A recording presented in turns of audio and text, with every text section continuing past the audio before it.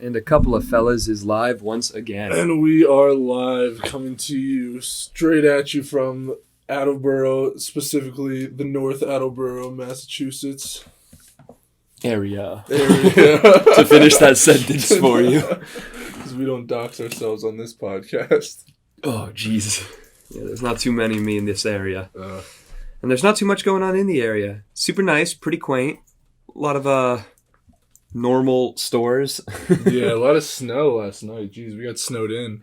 Yeah, we were going to come up and hit up Boston, see what you guys are doing up in Beantown, but instead, we had a cozy little slumber party with Freya. Yeah, it was a good time. Played some video games. Got a little unsober. It was a good time for all. Real adult things. And now it only took us until 11 a.m. the next day to wake up, really. To get our together. Wow, look at us go. No, you swore before the 1 minute mark. Oh my goodness, okay. We'll put in a pre-roll, we'll put in a whole song that we steal from someone else, and it'll be great. Oh man, I wish I had the talent to make music.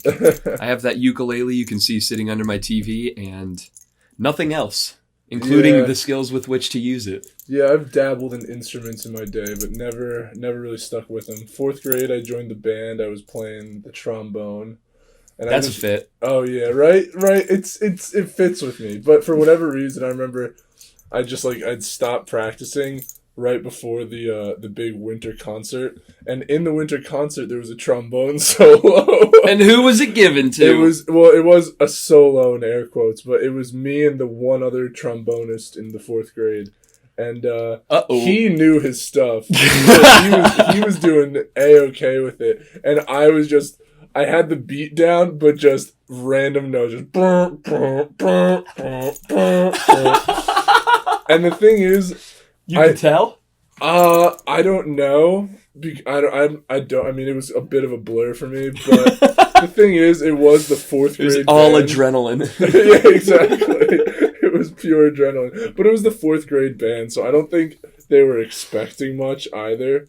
Oh my god, dude, that's gonna be a thing for a while. What is 4th grade bands? God damn it, no. Oh, okay. Because they're still around. Having to go to your kids' events when they're not good. Oh, yeah. But I feel like you'll still think they're good. I don't know. You'll be like, no, you know what? I feel like a lot of times I'll be like... I've seen that in the comedy movies where they're like, true, but it's like... We still love you. This play isn't great, but goddamn, my kid was the best part of it. I swear to God. That's possible. Or very possible that my kid might be the worst part of it, which is at least as fun for me. Yeah, true. That, and then I also dabbled in guitar for a little bit too, but I don't know. I feel like I just... We're not counting Rock Band, right? No, actual guitar. Actual electric guitar. I think, especially when I was young, I would just get too frustrated with it and just lose interest. I don't know if I would have the stamina to actually stick with an instrument today, but I haven't tried to learn one in forever. Oh, and of course, how could I forget the recorder in the 3rd grade? Ooh. Yeah. I've been through a couple. I did recorder around 2nd, 3rd grade. And then cello in the 5th grade. Ooh. And I was fine at it. And then I started saxophone in middle school in the band. Mm-hmm. And I was actually good at that. Yeah. Like our middle school band got selected out of more than 800 middle school bands in Virginia to play at the Virginia Music Educators Conference. Whoa. So we took a coach bus 7 hours away and played a concert. Truthfully, it was the year above us that submitted the video. Yeah. Our school won, and then our year went. Okay. But still, the best middle school band in Virginia, apparently. And there was me and one other kid back and forth for first chair sax. He got it. Oh, damn. No, he deserved it. He put more work in, and I was just fine at it. You might have still been playing sax to this day if it went the other way. Nope, because high school, it was sports or instrument. And I did not feel like giving up 3 seasons of sports for one toot. In my high school, dude, I mean, I went to a small we both went to small high schools, but the band was such a big deal in my high school. Like, it was literally like a third of the school was in the band. That's crazy. And so there were people, like, there was a kid on my wrestling team who was in the band. There was a kid who was on the track, like a bunch of kids on the track team, actually, like a lot of, maybe most of the kids on the track team who did cross country. Track is the most banned sport. Dude, it kind of is. I mean, well, cross country especially, I don't know, something about marching, man, and running long distances. They just go hand in hand. But yeah, no, I never did that either. Or like, I don't know. I didn't really have any friends who did like theater either. I wonder if I would have enjoyed that, like doing theater. Carter did theater in high school. Yeah. Carter was the lead in The Crucible as John Proctor, and it was a fine show. I think the thing that I didn't like was less my brother's acting capability or a play itself, but knowing all of these high school kids that I knew to be like these fucking high school kids. It's hard to suspend your disbelief when you personally know every single person in it. Yeah. Exactly. It made me way less able to appreciate it. They really need to have a transformative performance for you to like, oh my god, that isn't my brother, or oh my god, that's not that weird chick from my English class. That wears the tail and meows. That's Atticus Finch, I swear to god. Well, I could have sworn that I was back in 1942. Yeah, the only real extracurricular I did in high school outside of sports was I did FBLA. I don't know if you know about this. Future Business Leaders of America. So, and by did FBLA, I mean I was in the club on paper, just because at the end of the year there was a competition, and they had all these different business related competitions. So it would be like giving a presentation, or putting together some sort of budget, like whatever it was. Yeah, all these like business related things. And so if you did well enough, you qualified for states. But there were some competitions that were, I guess, for whatever reason, you didn't have to qualify. You just went straight to states. So I tried to qualify for states, didn't make it, just signed up for a different one. It's like, I made it to states, baby, because that was the first round. And yeah, you went to this like hotel for the weekend. For a conference. Yeah, exactly, for a conference. And then at night, there was like this big like dance kind of thing. And that was my first time drinking, like, ever. That was my first time getting drunk, was me and these other kids from my high school around a bunch of, like, teachers, one of whom was my soccer coach. He was, like, one of the chaperones. These two other, like, substitute teachers came along with us and, like... Yeah, partied up. Substitute teacher. I was a substitute teacher. Yeah, dude. I shouldn't be partying with high school kids. Oh, they were not partying with us, I'll tell you what. But, but we were drunk and talking to them, and it must have known. It's funny, too, because I don't remember these two subs' names, but they were, like, these older gentlemen. And all the subs had, like, nicknames in my school, and so these two were Mr. Sir and the General. Mr. Sir and the General. Yeah, Mr. Sir and the General. Your high school sounds like so much more fun. I literally have no idea what their actual names were in the slightest. I probably knew their names at the time, but that has been lost to history. But I just remember me and my twin brother, we were both there, and it was both of our first times like really drinking. And I just remember my brother going up to them because they were together. He's like, and he was so mind blown to see them, and just to their face goes, "It's Mr. Sir and the General." I'm just like, oh, I don't think they knew that these were their nicknames either, so they had no idea what he was talking about. Just this excited kid. Oh, God. FBLA, man. What a time. The only reason that I know what you mean by FBLA and this conference is because the high school girlfriend for a long time was our vice president and then maybe president of FBLA at the high school. And I got tapped to compete in a math-based business competition. Ooh, how'd you do? I got to go to the conference at the hotel. Nice, dude. But we didn't have a dance at ours, so Connecticut FBLA sucks. Lame. Yeah. Yeah, it was just like a big hotel conference room, like with a DJ and stuff. Yep. Like, yeah. I was they had student board of education members in my town, which I did for a year and was maybe the most boring extracurricular I've ever done. That sounds brutal. Dude, Parks and Rec level, unimportant, caring about unimportant things to a high like that, but in my crappy back town for 4.5 hours every other Wednesday night. It sucked. But we got to go to a big conference, and then they did have a party there for like all the Board of Ed members from all these towns that were there. So all the adults were drinking, and we could like have soda. But you probably could have gotten beer if you were a kid, but I didn't try. I was lame. That's right. You didn't drink until you were actually 21. Good for you, though. Yeah, I didn't drink till 21. Not for really any great reason. Mostly because I was lame and it felt easier to not. Yeah, fair enough. I mean, I still know people at this age who don't drink. I mean, for whatever reason, and they're usually cooler, more interesting people. I would say The ones that we've met. Yeah. Yeah. Oh, a lot of the people who don't drink and are in a college setting where a lot of people are drinking have like tough. a reason and some attitude about it or whatever. And I think that lends itself to interesting people. Yeah, true. More than just not drinking. I don't think being sober is a personality. Mm-hmm. Oh, yeah, no, definitely not. I actually just started watching this show on Hulu called Rami, it's like a 10-episode thing. I'm like almost halfway through. It's about just this like Muslim dude in his 20s who like, he's trying to be a good Muslim, but also like be like a normal, cool guy. So like he'll go to like, in one of the episodes, he'll like go to like this party or whatever. And it's like he doesn't drink. And so it's just like the awkwardness that comes from that, but he's still like, I don't know, cool, good dude. Worth watching. Very similar to like if you've watched Louis or Master of None or like Atlanta. I Like, get it. The type those of like show. slice of life things that are like subtle and funny, but not like Necessarily cracking like in your face or quips sitcom. and jokes. Yeah, exactly. Yeah, good I've stuff seen though. some Master of None. Mm-hmm. That show has impeccable reviews. It makes me think I should watch more of it. Yeah, Master of None was good. It was. Yeah, I liked it. I wouldn't say I loved it, but I liked it. There's something about Aziz Ansari, man. Like, I think he's like a funny guy, and I really liked his last stand-up. I did also. I really like that. But a lot of his other stuff, I'm kind of middling on him. I don't know. That's fine. Yeah.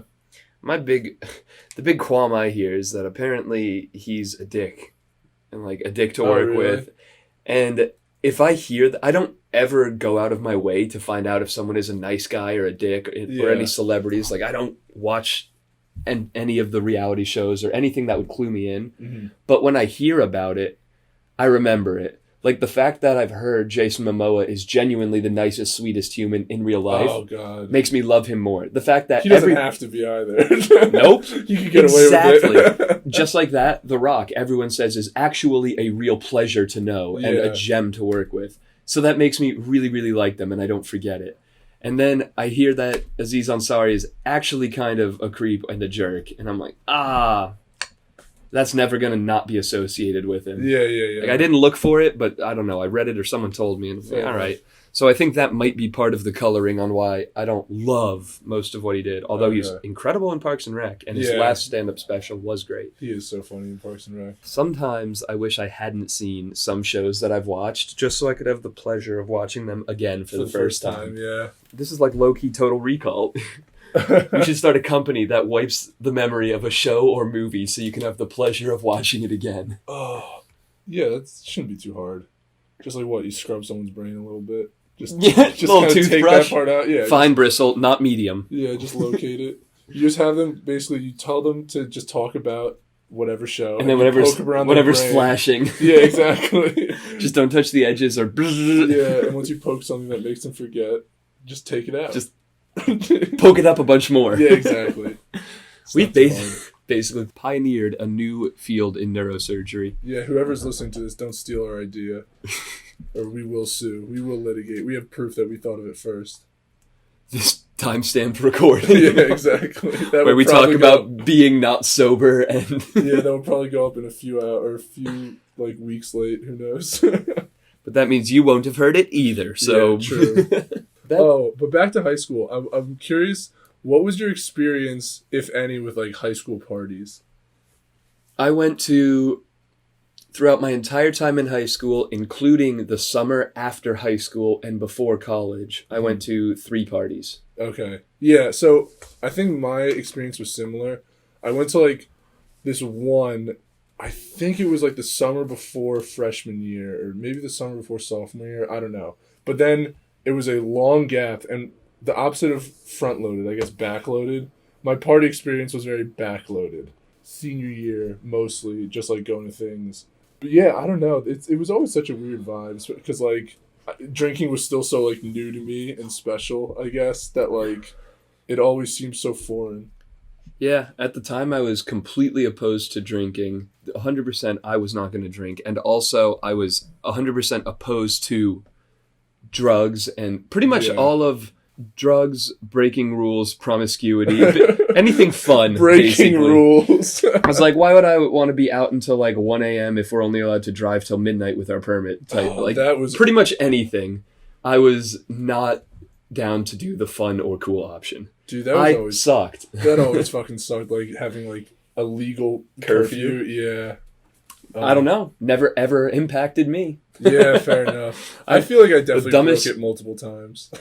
The only thing I could think of would be like after a late shift working at McDonald's. Oh yeah. But then you're allowed to. Like if I worked a closing shift once, I think in the year that I worked at McDonald's, I think I worked like a closing shift and got pulled over just, I don't know, tail light, whatever it was. Yeah. And they were like, oh, all right, yeah, go home. Yeah. Yeah. There was one time when I was working at Best Buy and like there were just these customers who were there for like an hour after we closed, and I just talked to my manager like, hey man, I got a curfew, I gotta go. And he's like, all right, yeah, you can leave. But yeah. That was dumb, but the one party I did go to that wasn't like 2 of the 3 were also probably not real parties. It was 20 or 25 kids that I knew that were probably like my honors friend group more than like not even real. But the one right after we graduated was legit like one of our friends who lived on the lake in town. Mm-hmm. So like lakeside, big floaty raft on the water. Hell yeah, dude. Yeah,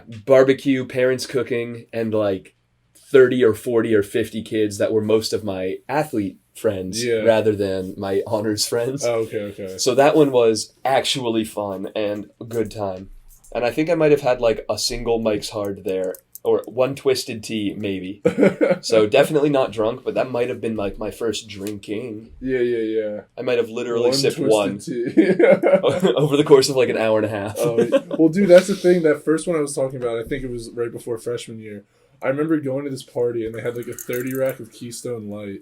Or a couple 30 racks probably. And I remember like I had like had sips of my dad's beer before or whatever, and always thought it was like the grossest thing in the world. Yeah, it tasted bad. My mom's giving me sips. It tasted so bad, and like I remember just being given this like room temperature Keystone Light and sipping it, and just thinking it was the most disgusting thing. And I was probably there for like a couple hours and maybe finished half of this one beer. Like I just could not drink it, dude. And I was so paranoid because I remember afterwards we walked to my friend's house before we went home. And it's like, oh, do you guys need gum? Do you guys need gum? Like, camouflage. Yeah, exactly. Like, we were like, oh, we can't let our parents know we did this. Like, this is so bad. Or whatever. Like, oh, God. Yeah, I was chewing 5 gum on my friend's trampoline. What it feels like to chew 5 gum. Stone cold sober. Paranoid. After slow sipping 1 can of beer for a couple hours. Oh, God. Wouldn't want them to find out. Crazy. Yeah, my mom... When I was coming home from break... like freshman and sophomore year of college, I was 19 or 20, and my mom would ask, like, have you gotten drunk yet, loser? That's so funny. When I was in high school, I'd be doing homework on a Friday night, and she's, come downstairs and watch a movie with us, loser. My mom was the opposite of a type she A was all influence. the peer pressure in your life. For the most part, which is maybe why I was so good at dodging it in college. That's so funny. I'm glad I've turned the corner from back then because, let's be honest, beer's pretty great. Yeah, it's a good time. It's also a good taste. I've since learned. I'm trying to think. My parents, I don't think that they were assuming I was drinking when I wasn't. I think they were aware of that. But there's like other stuff. Like I feel like now, my mom especially, she's assuming, especially when I was away at college, she was assuming I was just like hooking up with like everybody, like left and right. Like she would always ask me like, it's because you're a handsome fella. I guess, but like, yeah, she like, I've said this before, but I think she assumes I was like slinging dick all over Connecticut when I just wasn't at all. Whipping your lasso around as far as it'll go. Yeah, exactly. Just in every direction, just scattershot. Omnidirectional. Because she would always ask me like, I don't know, like, oh, are you seeing anyone? Do you have a girlfriend? And I'll be like, I used to say no, but then she started asking it like every time I saw her. So I'd just be like, yeah, I got 1,000. And she'd be like, oh, I believe it. I was like, no, I don't actually. But yeah, I don't know. She was always assuming I was doing heinous bad stuff than I was, I guess. Heinous, immoral, sexual acts. Yeah. Depraved. What's the Ted Bundy video? Shocking, vile, disturbing and shockingly evil or something. Oh, I don't remember. Something like that. Mm-hmm. That's the type of sexual activity Steve gets into. One can only assume. Depraved is a light word for it. Freya, you need to move out of the way. Hot damn. She just wants some attention. Yeah, well, it's not her turn for attention. It's the fans. Yeah, true.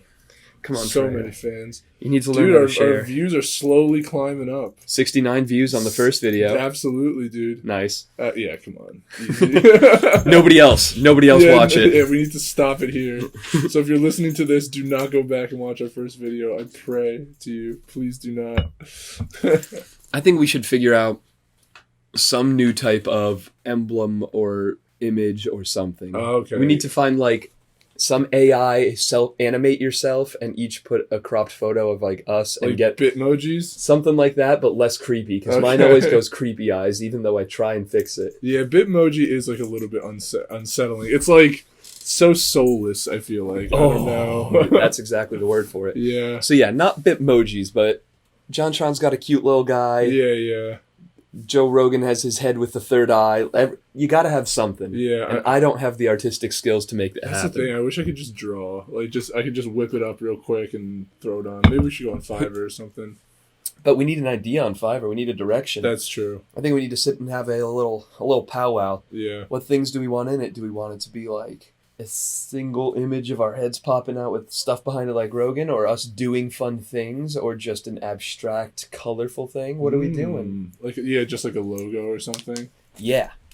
How do you make a good logo? I have one friend in Boston who draws and does artistic advertising work for an ad agency. Maybe she'll have an idea. Dude, have you ever seen how much different logos cost companies to purchase? They would go to an artist and the BP logo costed tens of thousands of dollars or something. Whoa. Yeah, on a commission or something. It's it's nuts. And then some other ones Nike was $5 or a sandwich or something that they traded for it. I don't remember. The check mark. Yeah. Did it. Swoosh. Just do it. Nike, the goddess of victory. That's a pretty good one. Yeah, it is. It's iconic. Very Advertising's simple. very cool. Ben was a great show. I feel I don't know if I could ever work in advertising though. I feel I'm just lying to people. Basically. You have to come at it from another angle. Yeah. You're helping people get the things that they will want over the competitors, but you're doing it in the artistic way. True. I feel there's some justification for it. I can definitely appreciate advertising more. It's definitely important. I mean, if you want it, that's the thing. I know a lot of small businesses or whatever. Even if you have a product that's useful and novel, if you don't know how to market it, it's not going anywhere. We need to learn how to market ourselves. That's true. Oh shit. Instagram is the only thing I can think of. Do we pay? I don't know how to TikTok. Dude, TikTok's getting bigger and bigger with people our age. Have you noticed that at all? I've heard TikTok was the second highest downloaded app of 2019. Well, it's the new Vine basically. And yep. People I thought it was Vine. Just a young kids thing cuz my little cousins are all over TikTok, they love it. But there are comedians that I follow podcasts that have TikTok and actively work to put out TikTok content. I feel such an old man too. I'm what's this TikTok thing? I kind of get what it is now, but I don't think I'll ever make a TikTok. I think I might have missed a couple of fellas. TikTok might not be the stupidest thing, but you're right though. Damn. And then we got to film any little skits and funny things we think of. All the stuff that we need a video for as we're trying to do it on a podcast and we can't. I actually don't hate that idea. All right. Just do little TikToks instead of full videos. Because I feel it's hard to write TikToks run what, video. 5 to 10 seconds? Something they're short. Maybe longer than that, but they're pretty short. We can handle that. Yeah. I don't know if we're off the back. I don't want to do cringy ass lip sync things though. I feel that's what TikTok is. Isn't it all lip syncing? That's not what I'm doing. Okay. We'll figure this out. Yeah. But it sounds like we should make a TikTok. Oh, boy. We'll come at them from all angles. Yeah, seriously. It's fine. Just keep throwing shit at the wall until something sticks. Even if it's shit. Yeah, exactly. Man. The Zane and Steve show. 100 years. We're not doing this bit again. More seasons. Again. There are some TV shows that I think should be made that have not yet been made. Like what? There's a lot of reality TV, and I've never watched maybe any of it because I think the majority of it is probably garbage. Most of it, yeah. But, and not reality, for a side note. True. Totally staged. But, you know that there was that show Wife Swap? Yes. I can't believe that was a concept. I know, right? Like, did they... I was too young to ask this question, but did they fuck the switched wives? Not on camera, I'll tell you that. But I don't think so. I don't think that was a part of it. I don't think that was contractually a part of it. Yeah, but true. Were these all couples that had hall passes for each other? I wonder. We'd have to look into that. This was. I don't know how long this was swapped for. Big swingers. This was a thinly veiled attempt by big swingers to get this into the population more. Oh, it was conspiracy. all swinger couples only. Perfect. It was a legal way to get around the marriage stuff. It's for TV. I don't know. Yeah, I don't know how long those swaps would last for. It was like a month? Was it 2 months? Long enough for changes to happen. Yeah. I want to see a suburban mom and like a projects mom get swapped. I'm sure that was the first thing they did. Yeah, I'm sure that was a lot of the episodes. Okay, well, let's find it and watch an episode of that. Like watching the original British Wipeout is surprisingly funny. That holds up for like early 2000s comedy or whatever it is. I mean, people falling will always... that's just a staple. I feel like that's been funny since the caveman. Like, I feel like monkeys... Gronk Unk. But, oh wait, Gronk is a current day football superstar. Yeah. Still sounds named like after a caveman. Still sounds like a caveman name. That tracks. The real show that's pressing on my conscience that I think we need to submit to a writer's room somewhere.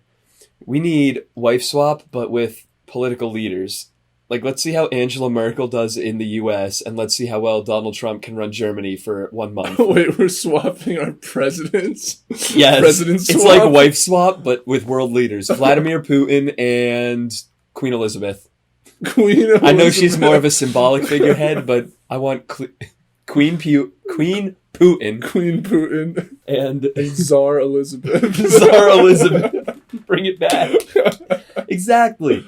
North and South Korea. Flip their leaders. Oh, God. Kim Park-soon or whatever.